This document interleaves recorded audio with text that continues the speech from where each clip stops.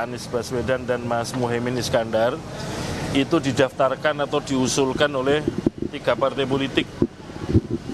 Yang pertama Partai Nasdem, kalau menggunakan kategori perolehan kursi, kursinya adalah 59 kursi atau setara dengan 10,26%.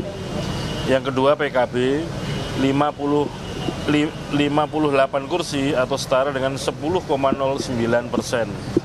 Kemudian ketiga PKS, 50 kursi atau setara dengan 8,70%.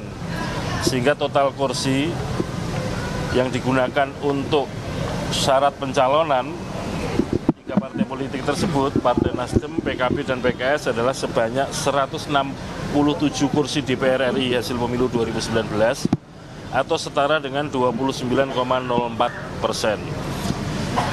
Bakal pasangan calon yang kedua yang didaftarkan ke KPU oleh gabungan partai politik adalah bakal pasangan calon Mas Ganjar Pranowo dan Pak Mahfud MD.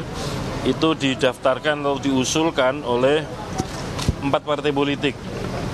Nah, 2 diantaranya adalah partai politik yang tidak memperoleh kursi DPR RI, sehingga yang kita gunakan ukuran adalah perolehan suara untuk pemilu 2019, pemilu anggota DPR RI.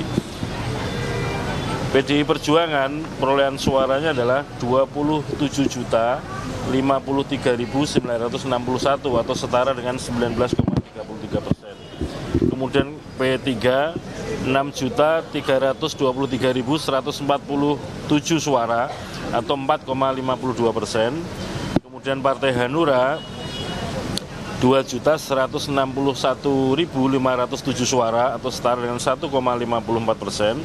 Kemudian Perindo 3.738.320 suara atau setara dengan 2,67%.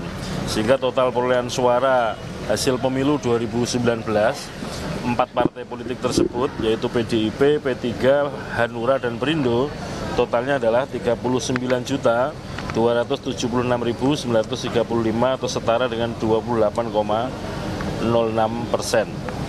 Kemudian bakal pasangan calon presiden wakil presiden ketiga yang didaftarkan atau diusulkan oleh gabungan partai politik yang hadir pada kesempatan ketiga adalah pasangan Pak Prabowo Subianto dengan Mas Gibran. Itu diusulkan atau didaftarkan oleh 7 partai politik.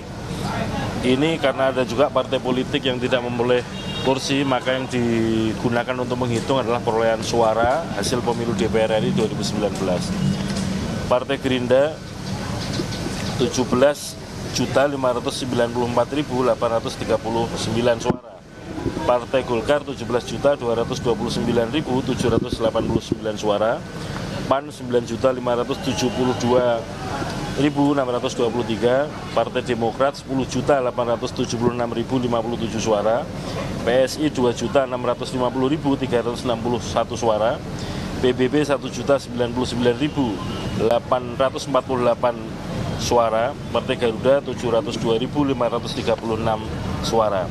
Sehingga total suara gabungan partai politik Gerindra, Golkar, PAN, Demokrat, PSI, PBB, dan Garuda adalah 59.726.053 suara atau setara dengan 42,67%. Dengan demikian sudah ada 14 partai politik peserta pemilu 2019 yang juga lolos sebagai peserta pemilu 2024 sudah menggunakan kesempatannya untuk mendaftarkan bakal pasangan calon masing-masing. Sehingga dengan demikian sudah tidak ada lagi partai politik peserta pemilu 2019 yang juga menjadi peserta pemilu 2024 yang tersisa.